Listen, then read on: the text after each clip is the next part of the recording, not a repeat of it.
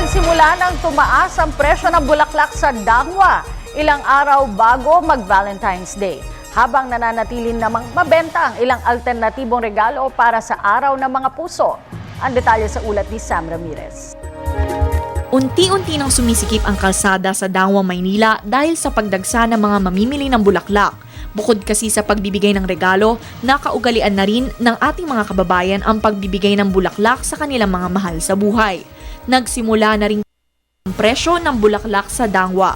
Ang isang bouquet ng rosas ay naglalaro sa halagang 500 hanggang 800 pesos. Depende kung papaano ang pagkaka-arrange dito. Kung hindi pa ito nakaayos, 500 hanggang 700 ang isang dosena at 70 to 80 pesos naman ang kada piraso.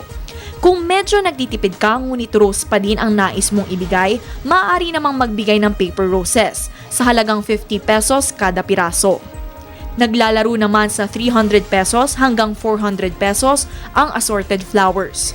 Sakaling makatanggap ng pulang rosa sa Valentine's, sumisimbolo umano ito sa masidhing pagmamahal, dilaw para sa pagkakaibigan, pink kapag pagpapasalamat, habang puti naman para sa pagiging dalisay.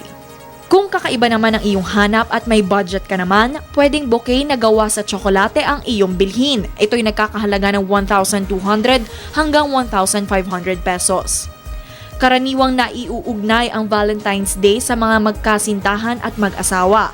Ngunit ito ay para sa lahat. Ang araw ng mga puso ay maaari din sa pagmamahal sa pamilya, kaibigan o katrabaho, gaya ng mga lalaking ito na bumili ng mga bulaklak upang ipakita ang pagmamahal sa ibang tao. Sino ang pagbibigyan mo ng bulaklak? Ay, yung lola ko po, pagmamahal po, depende po sa bulaklak, wag pula.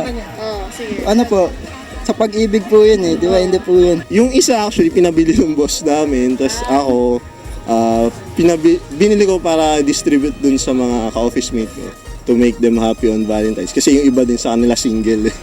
Kaya ayun, bigyan ko nila sila flowers. Para naman ma-feel nila na hindi sila single. Yeah, like that. Para sa Telebisyon ng Bayan, Sam Ramirez.